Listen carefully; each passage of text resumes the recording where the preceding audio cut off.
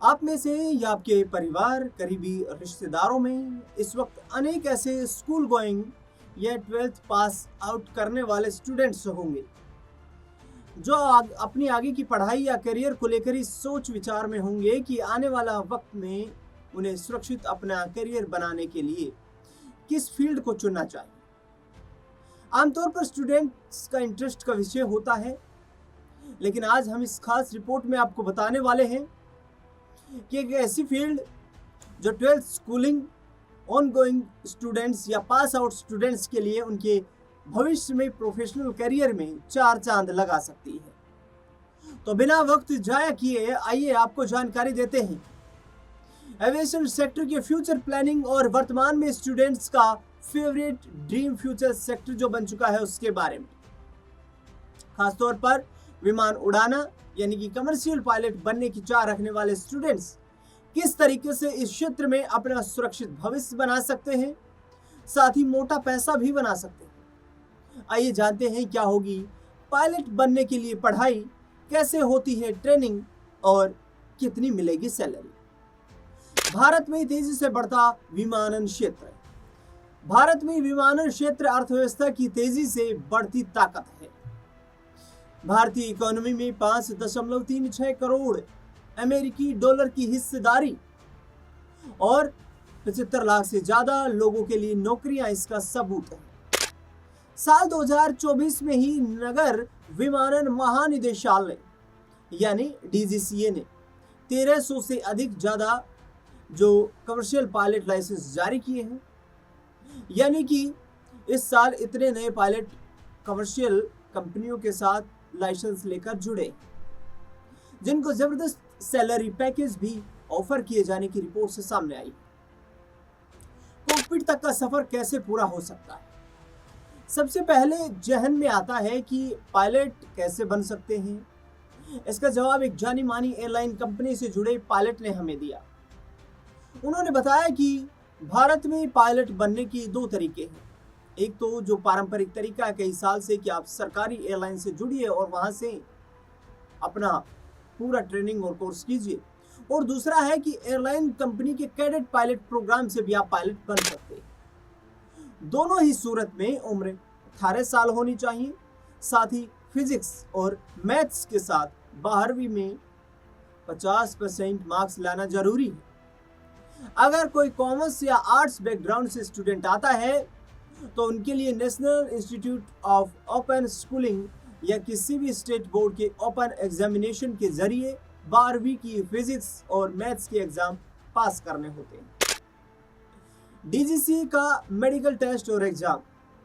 भारत में विमानन नियामक ये डीजीसी है, यानी कि directorate general of civil aviation.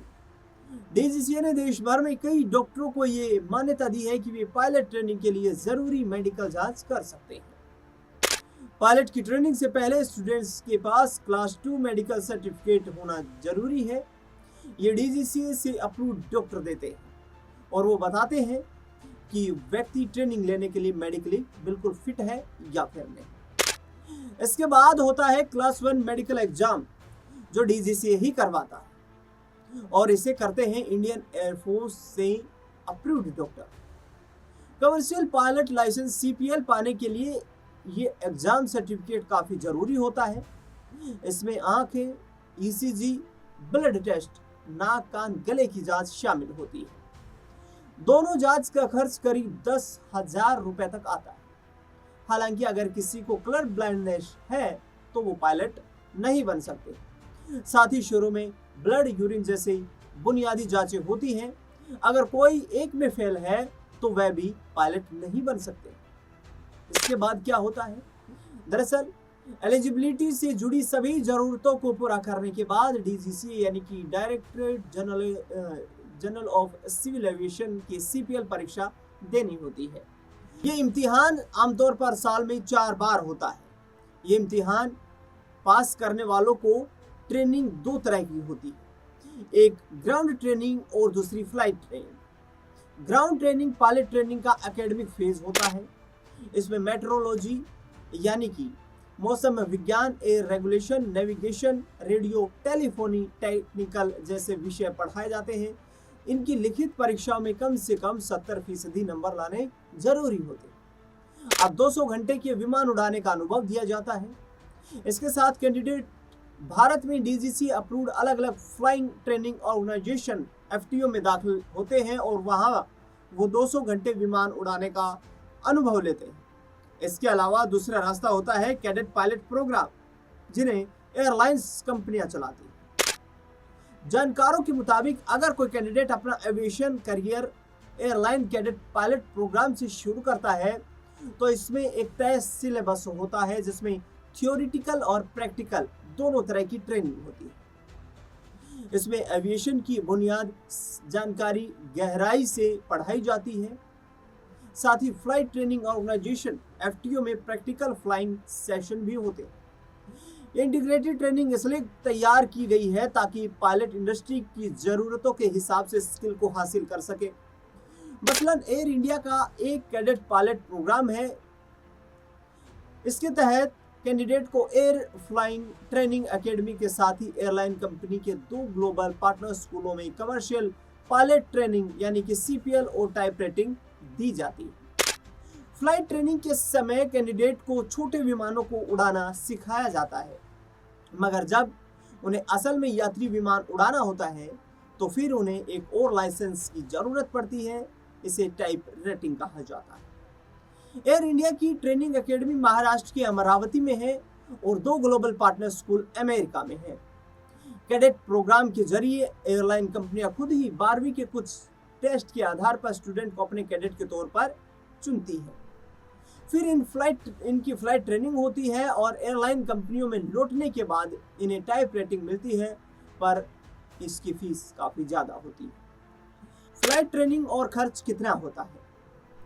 लिखित परीक्षा पास करने में कम से कम 6 महीने का समय लग जाता है और इसके बाद शुरू होती है फ्लाइट ट्रेनिंग। इसमें कैंडिडेट चुनते हैं कि उन्हें किसी देश में ये ट्रेनिंग लेनी है। भारत में भी आप ट्रेनिंग ले सकते हैं और दूसरे भी किसी देश में ट्रेनिंग ली जा सकती है। कैप्टन मोहित विमान में शायराना अंदाज में घोषणाएं करके वायरल हो चुके हैं और वह अब एक एयरलाइन कंपनी में इंस्ट्रक्टर पद पर रहते हुए पोएटिक पायलट नाम की ट्रेनिंग एकेडमी भी चला रहे हैं। वे कहते हैं अधिकतर लोग भारत, अमेरिका, दक्षिण अफ्रीका को चुनते हैं और मेरी तरह कुछ लोग कनाडा भी जाते हैं। इससे कोई फर्क नहीं पड़ता कि आपने फ्लाइट ट्रेनिंग कहां से ली है, क्योंकि डीजीसीए की लिखित परीक्षा आपको पास करनी ही है। एयरलाइन कंपनियां किसी खास देश से ट्रेनिंग को तरजीह नहीं देती है। मायने ये रखता है कि आपके पास भारतीय पायलट का लाइसेंस है या फिर नहीं।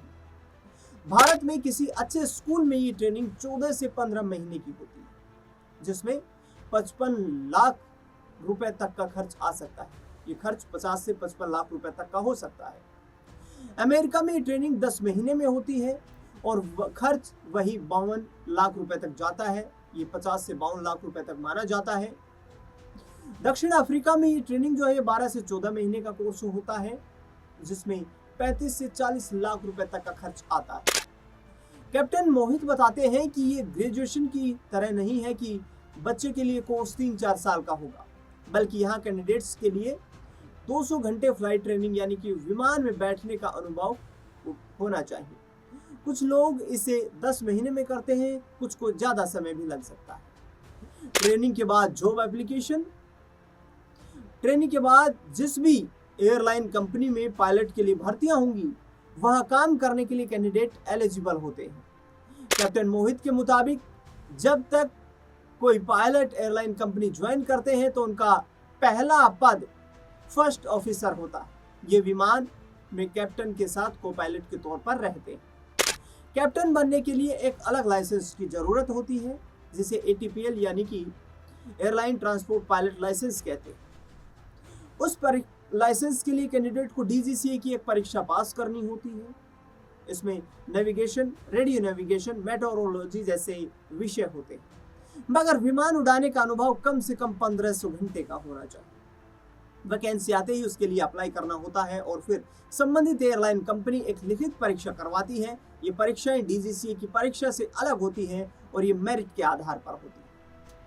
कैप्टन मोहित कहते हैं कि इसे ऐसे समझिए कि अगर एयरलाइन कंपनी को 300 पायलट चाहिए और परीक्षा 1000 लोगों ने दी है, तो कंपनी सबसे ज्यादा स्कोर करने वाले को अगले राउंड के लिए बुलाएगी। जबकि डीजीसीए की परीक्षा में 70 नंबर लाना जरूरी है, लेकिन ऐसा नहीं है कि 80 या 90 नंबर लाने वालों को कुछ अलग से सुविधाएं मिलती। अब क्या होती है इनकी सैलरी और कैसे होती है करियर ग्रोथ। एक पायलट ने हमें बताया कि भारत में एविएशन इंडस्ट्री में पायलट की सैलरी भी अच्छी खासी होती है। साथ ही डीजीसीए ने अब नियम भी ऐसे बनाए हैं जिनसे इनकी वर्क लाइफ बैलेंस को मेंटेन किया जा सके। कैप्टन मोहित के मुताबिक एक पायलट के लिए 12 घंटे का रेस्ट अनिवार्य है। इसमें एयरपोर्ट से आने जाने का समय भी मिला दे तो ये करीब 15 घंटे हो जाता है, यानी कि 15 घंटे का ब्रेक। साथ ही हफ्ते में एक बार ये भी जरूरी है कि पायलट को लगातार 48 घंटे यानी कि 2 दिनों का ब्रेक मिले। पहले ये 36 घंटे का था। वहीं सैलरी की बात करें तो फर्स्ट ऑफिसर को अमूमन हर महीने 1.25 से 2.5 लाख रुपए के आसपास मिलते हैं शुरुआती दौर में। वहीं अगर कोई कैप्टन पोस्ट पर है तो फिर ये रकम बढ़कर 4 से 8 लाख रुपए प्रति महीने होती है, और नौकरी अगर इंटरनेशनल एयरलाइन कंपनी में है तो फिर सैलरी से ज्यादा भी हो सकती है। कैप्टन मोहित बताते हैं कि अक्सर मिडिल ईस्ट के देशों में पायलट के लिए ज्यादा वैकेंसी होती है, क्योंकि उनके अपने लोग इस पेशे में कम होते हैं।